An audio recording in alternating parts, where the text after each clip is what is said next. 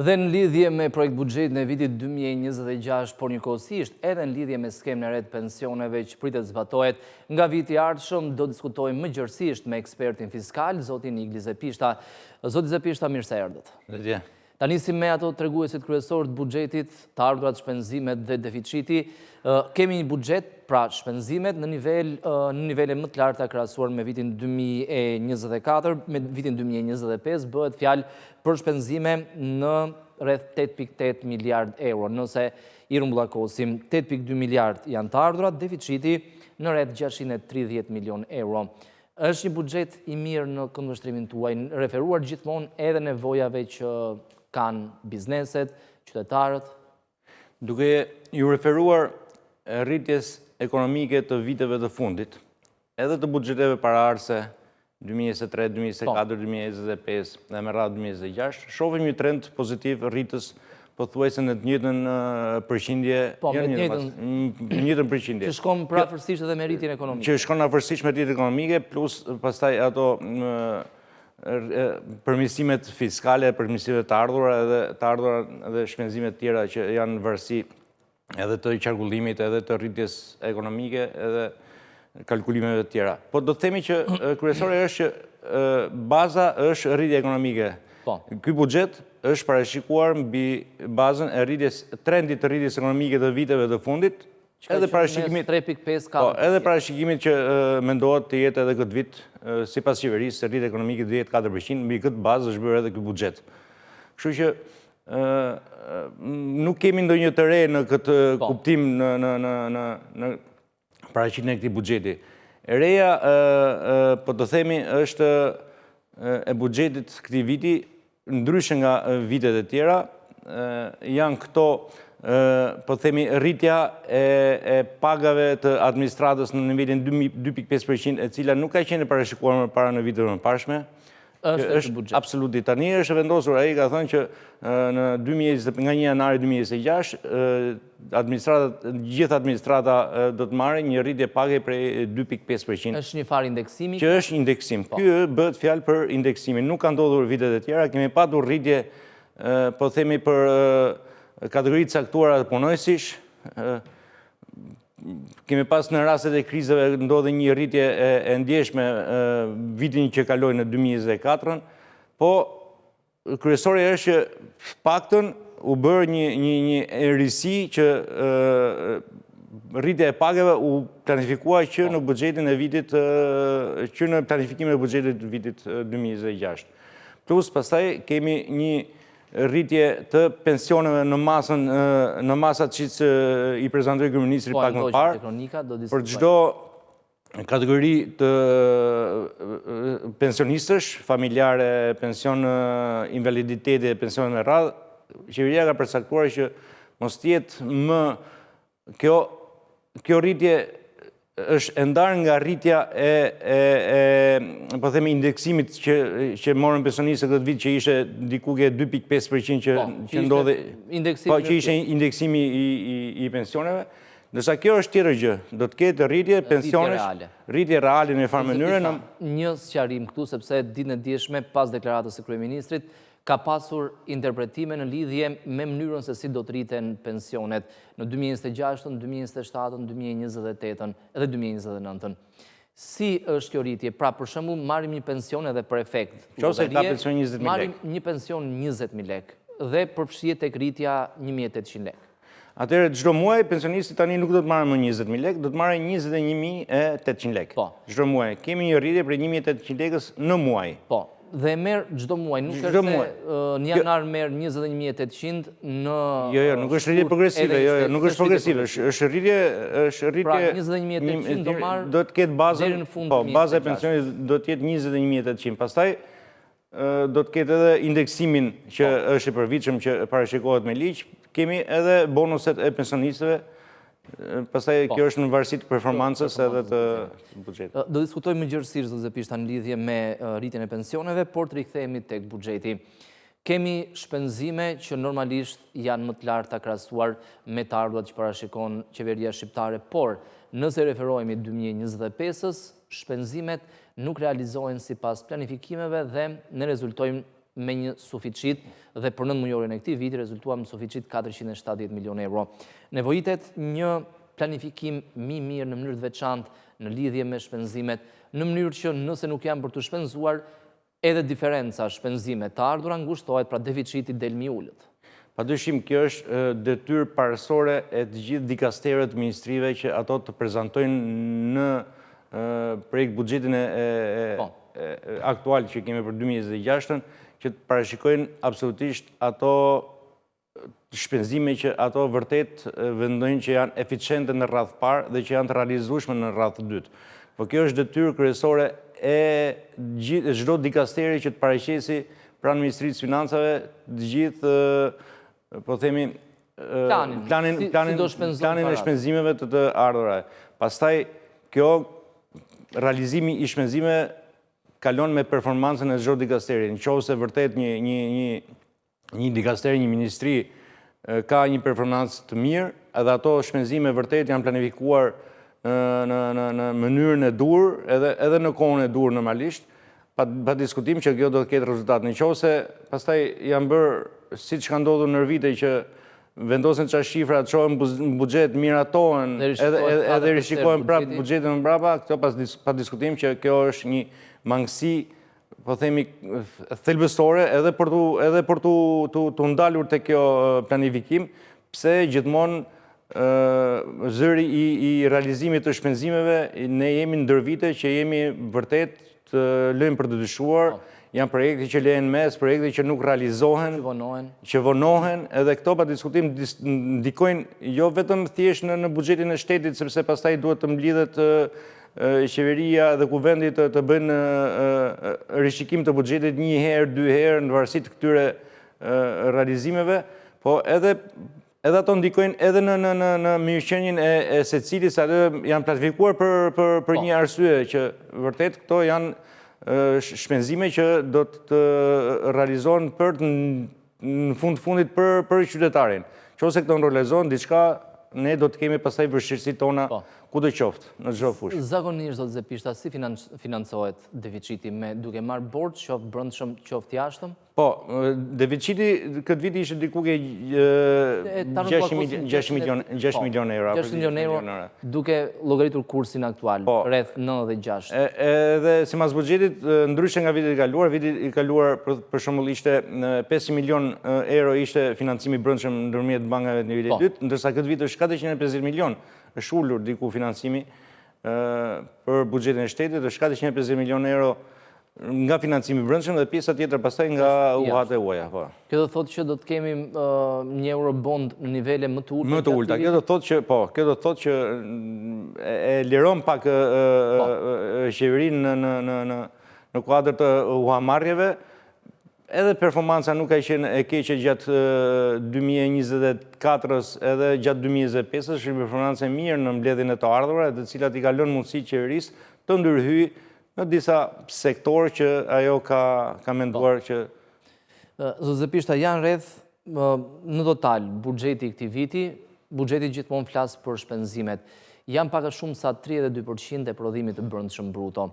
Është një buxhet i mirë që mund plotësoj nevojat. Gjithmonë flas nëse e krahasoj me prodhimin e brendshëm bruto, pra raporti, sa duhet qëndroj pak a shumë? Ne, faktisht ne jemi ekonomi, synimi është kryesor që neve ta majmë ekonominë, po themi makro, ta majmë stabil, që ne mos të kemi problematika pastaj në, po themi, qoftë në realizimin e atyre shpenzimeve që janë thelbësore, jetësore, qoftë edhe në shpenzimet, po themi, edhe paga dhe pensione. Kjo është, po themi, mbajtja e buxhetit edhe e ekonomisë në nivelin makroekonomik tjetë në rregull me ato shifrat e tyre.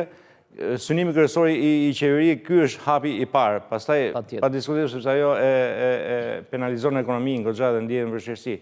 Po që një nivel i mirë i buxhetit, gjithmonë buxheti shpenzimet lidhet me të ardhura që ti mbledh. Neve nivelin tonë të mbledhjes të ardhura e kemi akoma nivel, nuk e kemi nivel të mirë, pavarësisht realizimeve që kanë ardhur tash, ne nuk kemi aty ku duhet duke krahasuar me vendet e tjera të rajonit edhe të Bashkimit Evropian. Një nivel akoma të ullët. Në Bashkimin Evropian, niveli të ardhurave është diku ke 36% e GDP-s. Afërsisht 35-36. Rajone ka më pak. Ne kemi diku, ne pretendojmë shkojmë ke 28-29, që prapë është shumë e madhe. Kjo lidhet me informalitetin e ekonomisë pastaj. Dhe pikërisht në realizimin e të ardhurave, zotë Zepishta, ky draft, ky dokument, synon pikërisht luftoj informalitetin, por njëkohësisht të përmirësoj ndjeshëm edhe administrimin fiskal. Pra të ketë një qëndrueshmëri si në mbledhjen e të ardhurave, një qëndrueshmëri fiskale, pra në mënyrë që individët, bizneset të paguajnë tek e fundit. Sot administrata dimore e ka mundësi të paktën në vëzhgimin dhe në ndjekjen e të gjithë bizneseve përsa ato realizojnë. E ka mundësi të di se sa një biznes realizon, sa një biznes paguan, kuptimin e barazisë të bizneseve, brenda llojit të biznesit, një biznes paguan në një nivel më të ulët se sa një biznes tjetër i ngjashëm me të në të njëjtën fushë. Kështu që ajo administrata dimore i ka këto mundësi të dhëna që në një farë mënyrë të gjej pikat e dopta dhe të gjej të gjitha ato bizneseve që kryen shmangje tatimore edhe mos deklarimin të xhiros dhe të ardhurave tatime pastaj. Kështu që detyra kryesore në fakt i takon administratës tatimore, po edhe administratës doganore. Pa diskutim, nuk duam t'i ndajmë këto të dyja. Hapi parë është administratës doganore. Janë burimet kryesore të ardhura. Janë burimet kryesore të ardhura. Diku administratat tatimore dhe doganore këtë vit, mos gaboj, është diku ke 5.5 miliard euro të ardhura që do të mbledhin në 2026. Është një plan, po themi, edhe ambicios, po në syrin tonë është edhe i realizueshëm. Po. Edhe për efekt të ndryshimeve fiskale që të ndodhin në vitin 2026, e cila lidhet me paqen fiskale, lidhet me ndryshimet në lidhje me, më falni, rivlerësime pasurive, çmimet e reja të referencës, e cila do të hapi një mundësi që një lloj tregu që ishe i bllokuar deri tani për arsye të mosdaljes së çmimeve, besojmë që është koha që tani do të shlirohet, do të japi sado pak mundësi bizneseve të reaktivizohen në farë mënyrë. Zotë Zepishta, në anën tjetër, paqja fiskale do të çliroj shumë kapital, sepse referuar disa dhënave që pash, borxhet para do merret 2016-s, po, viti zero, aty do të zero. Para 2016-s ishin në vlerat konzervueshme, bëj fjalë mbi 300 milionë euro duke borxhet dhe kamatvonesat. Po, mendohet që sipas çifrave që kanë dalë deri në 2016-ën, vit në cilën do të zerrohen të gjithë detyrimet e mëparshme, detyrimet e akumuluara bashkë me gjoba dhe interesat janë 400 milionë euro.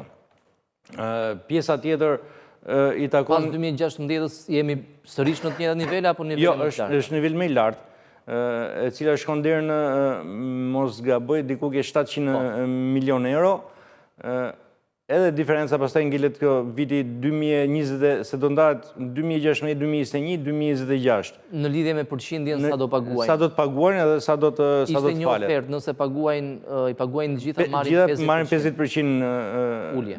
Po, detyrim, ulje detyrimi, edhe nëse paguajnë pastaj me këse, falet vetëm 20% e detyrimit.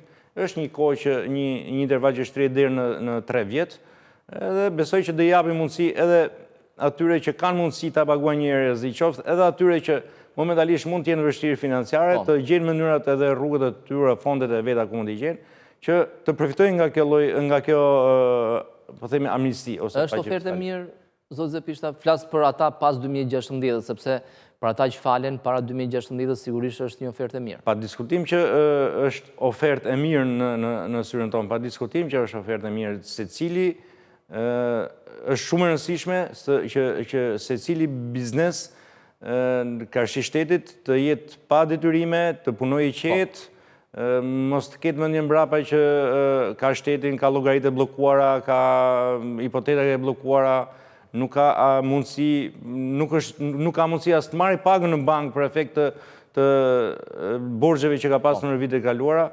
që mendojmë që kjo do t'i krijojë patjetër një lehtësi. Dashje pa dashje funksionon mbase jo plotësisht, por një pjesë të madhe funksionon informalitet.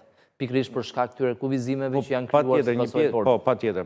Kjo prandaj edhe qeveria ka menduar që e thot ajo në do të çlirojë. Do të çlirojë goxha energji edhe para nga paqja fiskale. Besoj që do të ja vlej, pavarësisht pastaj interpretime, këtë dikush mund të krijojë edhe pakërrejtësi, sepse ne nuk kemi patur, pse ne kemi paguar dhe një pjesë tjetër përfiton në mënyrë pa drejtë. Gjithmonë ka një pjesë të diskriminuar. Ka një pjesë, po mendoj që ky do jetë hapi i fundit para se të hymë në BE që ti mund të kesh përfitim.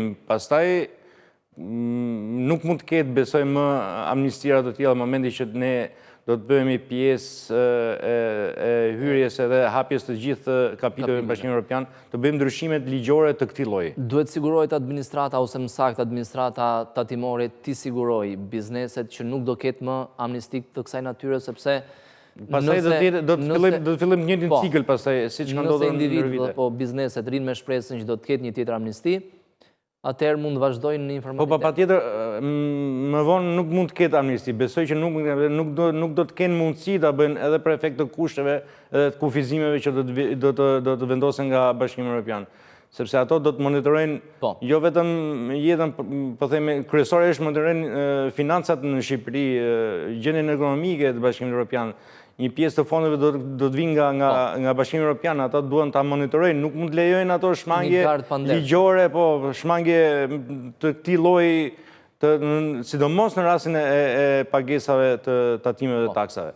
Pastaj edhe qytetarët duhet të bëhen ndërgjegjshëm, pa diskutim që ne nuk jemi më si para, po themi, 15 viteve, 20 viteve, që nuk është me njëjti klim biznesi, nuk mund të operohet në njëjtën formë me shmangjet edhe me manovra që ne kemi bërë gjatë këtyre viteve, duhet të ndërgjegjësohen edhe bizneset vetë. Dhe, zotë Zepishta, ta mbyllim me pensionet.